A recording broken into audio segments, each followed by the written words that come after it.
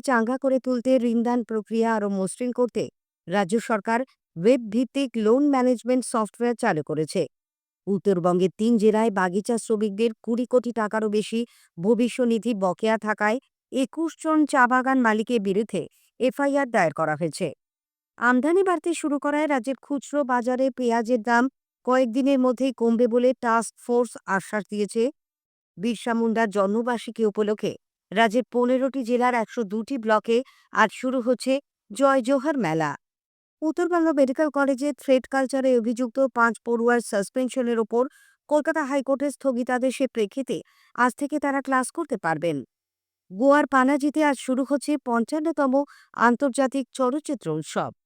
কল্যাণী স্টেডিয়ামে আজ জাতীয় ফুটবল সন্তোষ ট্রফিতে বাংলা গ্রুপ পর্বের ম্যাচে বিহারের বিরুদ্ধে খেলবে।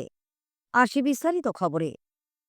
রুগ্ন শিল্প সংস্থাগুলিকে চাঙ্গা করে তোলার জন্য ঋণদান প্রক্রিয়া আরও মসৃণ করে তুলতে রাজ্য সরকার ওয়েব ভিত্তিক একটি লোন ম্যানেজমেন্ট সফটওয়্যার চালু করেছে। তথ্য প্রযুক্তি দপ্তরের মন্ত্রী বাবুল সুপ্রিয় গতকাল কলকাতার শিল্প সদনে আয়োজিত এক অনুষ্ঠানে এই সফটওয়্যারের সূচনা করেন। এর মাধ্যমে রুগ্ন শিল্প সংস্থাগুলিকে ঋণ দেওয়ার জন্য অনলাইনে এনওসি প্রদান, ঋণের জন্য আবেদন করা সংস্থাগুলিকে তাদের বর্তমান স্টেটাস জানানো সহ বিভিন্ন কাজ করা হবে। এর ফলে সমস্ত রকমের স্বচ্ছতা বজায় রাখা সম্ভব হবে বলে রাজ্যের তরফে এক বিবৃতিতে জানানো হয়েছে। উত্তরবঙ্গে জলপাইগুড়ি, আলিপুরদুয়ার সহ ৩ জেলায় বাগিচা শ্রমিকদের ভবিষ্যনিধির বকেয়ার পরিমাণ ২০ কোটি টাকারও বেশি বলে শ্রম দপ্তর সূত্রে জানা গেছে। এই কারণে ২১ জন চা বাগান মালিকের বিরুদ্ধে এফআইআর দায়ের করা হয়েছে। এই ৩ জেলায় পিএফ খাতে মোট ৪১ কোটি টাকা বকেয়া থাকায় ২৫টি পিএফ অ্যাকাউন্ট বাজেয়াপ্ত করা হয়েছে। ২৭ জনের বিরুদ্ধে এফআইআর দায়ের হয়েছে। চা বাগানের শ্রমিকদের বকেয়া প্রভিডেন্ট ফান্ডের টাকা নিয়ে আলিপুরদুয়ারের সাংসদ মনোজ টিগ্গা গতকাল জলপাইগুড়িতে পিএফ কমিশনারের সঙ্গে এক বৈঠক করেন। দিনবাজারের ভবিষ্যনিধি ভবনে বৈঠক শেষে সাংবাদিকদের তিনি বলেন, বহু চা বাগানের মালিক শ্রমিকদের প্রভিডেন্ট ফান্ডে জমা রাখার জন্য ১২% টাকা কেটে নিলেও শ্রমিকদের অ্যাকাউন্টে তা জমা দেয়নি। এই নিয়ে ক্ষোভ প্রকাশ করে কোন মালিক কত টাকা জমা দেননি পিএফ কমিশনারের কাছে সেই তালিকাও চান মনোজ টিগ্গা। আবাস প্রকল্পে চূড়ান্ত তালিকা তৈরি করে টাকা ছাড়ার নির্ধারিত সময়সীমা কিছুটা বাড়ানো হয়েছে। এর আগে ২০শে ডিসেম্বর এই সময়সীমা শেষ হওয়ার কথা ছিল। এখন তা ৩ দিন বাড়িয়ে ২৩শে ডিসেম্বর করা হলো। উল্লেখ্য, আবাস প্রকল্পের সমীক্ষার কাজ ১৪ই নভেম্বর শেষ হওয়ার কথা ছিল। সেই জায়গায় তা শেষ হয়েছে ১৮ই নভেম্বর। জাতীয় পরিবেশ আদালতের আদেশে পূর্ব মেদিনীপুর জেলা প্রশাসন মন্দারমণি ও সংলগ্ন সমুদ্র সৈকতে গড়ে ওঠা রিসর্ট, হোটেলগুলি ভেঙে ফেলার নির্দেশ দিলেও সেখানে কোনো বুলডোজার চলবে না বলে রাজ্য প্রশাসন স্পষ্ট জানিয়ে দিয়েছে। নবান্ন সূত্রে জানা গেছে, মুখ্য সচিব মনোজ পন্থের সঙ্গে কোনো রকম আলোচনা না করেই জেলা প্রশাসন এই নির্দেশ দেওয়ায় মুখ্যমন্ত্রী মমতা ব্যানার্জি অসন্তুষ্ট। একতরফাভাবে জেলা প্রশাসন কিভাবে এই সিদ্ধান্ত নিল তা নিয়ে ক্ষোভ প্রকাশ করে অবিলম্বে জেলা প্রশাসনকে সেই সিদ্ধান্ত প্রত্যাহার করতে বলেছেন মমতা। উল্লেখ্য, উপকূল আইন ভেঙে মন্দারমণিতে সমুদ্র সৈকতে হোটেল রিসর্ট গড়ে ওঠা সংক্রান্ত এক মামলার প্রেক্ষিতে জাতীয় পরিবেশ আদালত ১৪০টি হোটেল, রিসর্ট ও হোমস্টে ভেঙে ফেলার নির্দেশ দেয়। জেলা প্রশাসন ইতিমধ্যেই ৩০টি হোটেল চিহ্নিত করেছে। প্রশাসনের এই সিদ্ধান্তে বিপাকে পড়ে স্থানীয় ব্যবসায়ীরা হাইকোর্টের দ্বারস্থ হয়েছেন। আমদানি বাড়তি শুরু করায় খুচরো বাজারে পেঁয়াজের দাম আগামী কয়েকদিনের মধ্যে কমবে বলে রাজ্য সরকার নিযুক্ত টাস্ক ফোর্স আশ্বাস দিয়েছে। একই সঙ্গে আলু ও শীতের সবজির যোগান বাড়তে শুরু করায় সেগুলির দামও নিয়ন্ত্রণে আসবে বলে আশা করা হচ্ছে। টাস্ক ফোর্সের সদস্যরা গতকাল কলকাতার ৩টি বাজার পরিদর্শন করেন। ফোর্সের অন্যতম সদস্য রবীন্দ্রনাথ করে জানান, আগামী ৩-৪ দিনের মধ্যেই সব বাজারে কম দামে পেঁয়াজ ঢুকবে। কিছুদিনের মধ্যেই পরিস্থিতি পাল্টাবে বলেও তিনি আশা প্রকাশ করেন। বিরসা মুন্ডার ১৫০তম জন্মবার্ষিকী উপলক্ষে রাজ্যের আদিবাসী প্রধান ব্লকগুলিতে আজ শুরু হচ্ছে জয় জোহার মেলা। পুরুলিয়া, ঝাড়গ্রাম, পশ্চিম মেদিনীপুর, বাঁকুড়া, বীরভূম, ২ বর্ধমান, হুগলি, উত্তর ও দক্ষিণ ২৪ পরগনা, দক্ষিণ দিনাজপুর, মালদা, জলপাইগুড়ি, দার্জিলিং ও আলিপুরদুয়ার এই ১৫টি জেলার ১০২টি ব্লকে আগামীকাল পর্যন্ত মেলা চলবে। আদিবাসী মানুষদের নাচ, গান, শিল্প সংস্কৃতির প্রচার ও প্রসারের পাশাপাশি বিভিন্ন সরকারি প্রকল্পের সুবিধাও প্রদান করা হবে এই মেলায়। স্থানীয় সংবাদ শুনছেন আকাশবাণী কলকাতা কেন্দ্র থেকে। আরজি করের পর এবার উত্তরবঙ্গ মেডিকেল কলেজের থ্রেড কালচারে অভিযুক্ত 5 পড়ুয়ার সাসপেনশনের ওপর কলকাতা হাইকোর্ট স্থগিতাদেশ দিয়েছে।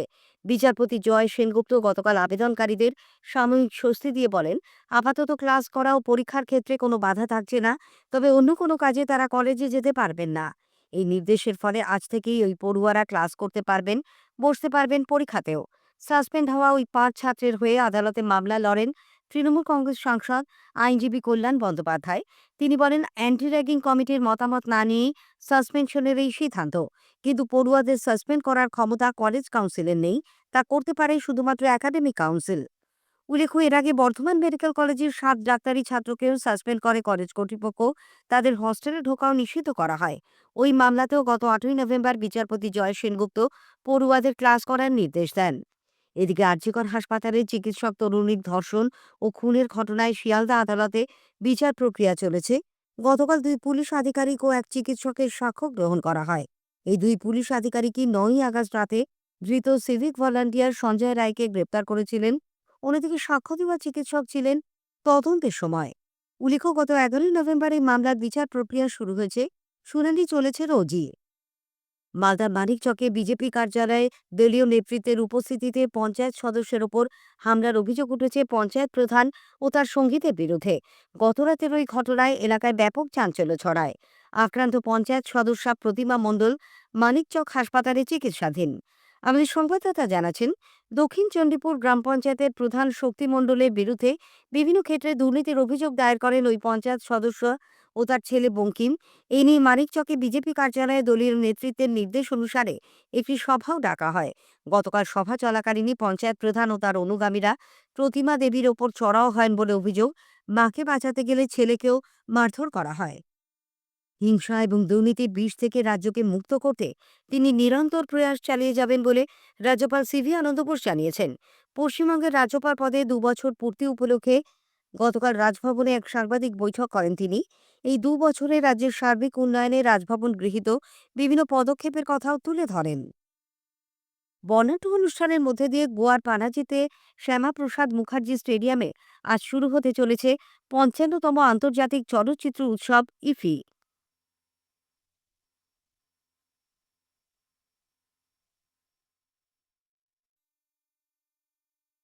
তারকাখচিত উদ্বোধনী অনুষ্ঠান শুরু হবে বিকেল 5টায়। ভারতীয় অভিনেতা অভিষেক ব্যানার্জি এবং ভূমি পেন্টকার অনুষ্ঠান পরিচালনা করবেন। আকাশবাণীর সঙ্গে সাক্ষাৎকারে তথ্য ও সম্প্রচার মন্ত্রকের সচিব সঞ্জয় জাজু বলেছেন, উদ্বোধনী অনুষ্ঠান মঞ্চ থেকেই প্রসার ভারতীর ওটিটির সূচনা হবে।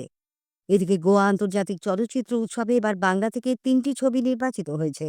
2 তরুণ পরিচালক সৌকর্ষ ঘোষালের ভূতপরী ও সৌরভ পালোধির অঙ্ক কি কঠিন ছবি দুটি প্রতিযোগিতা বিভাগে এবং শিবপ্রসাদ ও নন্দিতা রায় পরিচালিত আমার বস ছবিটি ইন্ডিয়ান প্যানোরামা বিভাগে দেখানো হবে। কলকাতায় ইতিমধ্যেই মুক্তি পাওয়া ভূতপরী ছবির পরিচালক সৌকর্ষ জাতীয় চলচ্চিত্র উৎসবের সুযোগ পাওয়ায় খুবই উচ্ছ্বসিত। এরকম একটা স্বীকৃতি যেখানে প্রায় ৩৮০টার উপরে ভারতীয় ছবি শর্টলিস্ট করার থেকে ২০টা ছবিকে নির্বাচিত করেছে। বাংলা থেকে এতগুলো ছবি থাকা সত্ত্বেও ৩টে ছবি সিলেক্টেড হয়েছে। তার মধ্যে আমাদের ছবিটা, এটা একটা আনন্দের বিষয়। কিন্তু দেশের সর্বোচ্চ পুরস্কারের কিন্তু বা সর্বোচ্চ ফেস্টিভ্যালে ছবি দেখানোর আনন্দটা আমার কাছে একটু আলাদা। কারণ দেশের মর্যাদাটা একটা অন্য জায়গায়, আর আর্টিস্ট হিসেবে মর্যাদাটা একটা অন্য জায়গায়। অন্যদিকে অঙ্ক কি কঠিন ছবির পরিচালক সৌরভ পালোধি চান প্রেক্ষাগৃহে এসে মানুষ ছবিটা দেখুন। আকাশবাণীকে তিনি বলেন, এশিয়ার সর্ববৃহৎ একটি ফেস্টিভ্যাল। এইখানে নিজের ছবি স্ক্রিনিং হবে, সেটা খুবই গর্বের, আনন্দের তো বটেই। কিন্তু পাশাপাশি আরও বেশি আনন্দ পাবো লোকজন হলে গিয়ে ছবিটি দেখবেন এবং ভালো মন্দ যাই লাগুক না কেন হলে এসে প্রত্যেকে দেখবেন। সেইটা আরও বেশি একটা অ্যাওয়ার্ডের মতন আমার কাছে কাজ করবে। উত্তর 24 পরগনার গাইঘাটা এলাকা থেকে বিএসএফ 5 কোটি টাকার সোনা সহ এক সিভিল ইঞ্জিনিয়ারকে আটক করেছে। গত সোমবার তেঁতুলবেড়িয়া ফাঁড়ির জওয়ানরা খবর পেয়ে আঁচরপাড়া গ্রামে যেতে ওই ব্যক্তির বাড়ির পেছন দিক দিয়ে পালানোর চেষ্টা করে। জওয়ানরা তাকে আটকাতে শূন্যে গুলি ছুড়লে পাচারকারী আতঙ্কিত হন। তাকে আটক করে তল্লাশি চালিয়ে উদ্ধার হয়েছে 50টি সোনার বিস্কুট। এদিকে বর্ধমানের গোপালনগর এলাকায় বাড়িতে মজুত করে চোলাই মদ বিক্রির অভিযোগে এক মহিলাকে পুলিশ গ্রেপ্তার করেছে। ছবি রায় নামে মহিলার বাড়ি থেকে উদ্ধার হয়েছে 20 লিটার চোলাই মদ। অন্যদিকে কোচবিহারের তুফানগঞ্জের বারোকোদারি ১ নম্বর গ্রাম পঞ্চায়েতের ভেন্ডি জেলাস এলাকায় গতকাল চোলাই মদ খেয়ে বছর ৫৫ চক্রধর মান্তা নামে এক ইটভাটার শ্রমিকের মৃত্যু হয়েছে। গুরুতর অসুস্থ হয়েছেন চিরঞ্জিত বর্মন নামে বছর ২৬-এর আরেক শ্রমিক। কল্যাণী স্টেডিয়ামে আজ জাতীয় ফুটবল সন্তোষ ট্রফিতে বাংলা গ্রুপ পর্বের ম্যাচে বিহারের বিরুদ্ধে খেলবে। প্রথম ম্যাচে বাংলা ঝাড়খণ্ডকে ৪-০ এবং দ্বিতীয় ম্যাচে উত্তরপ্রদেশকে ৭-০ গোলে হারিয়ে মূল পর্বে ওঠার পথে এক ধাপ এগিয়ে রয়েছে। বিহারের বিরুদ্ধে ড্র করলে বাংলা মূল পর্বে ছাড়পত্র আদায় করতে পারবে। শেষ করার আগে স্থানীয় সংবাদের বিশেষ কিছু অংশ আরও একবার। রুগ্ন শিল্প সংস্থাগুলিকে চাঙ্গা করে তুলতে ঋণদান প্রক্রিয়া আরও মসৃণ করতে রাজ্য সরকার ওয়েব ভিত্তিক লোন ম্যানেজমেন্ট সফটওয়্যার চালু করেছে। বিরসা মুন্ডার জন্মবার্ষিকী উপলক্ষে রাজ্যের ১৫টি জেলার ১০২টি ব্লকে আজ শুরু হচ্ছে জয় জোহার মেলা। গোয়ার পানাজিতে আজ শুরু হচ্ছে ৫৫তম আন্তর্জাতিক চলচ্চিত্র উৎসব। স্থানীয় সংবাদ শেষ হলো।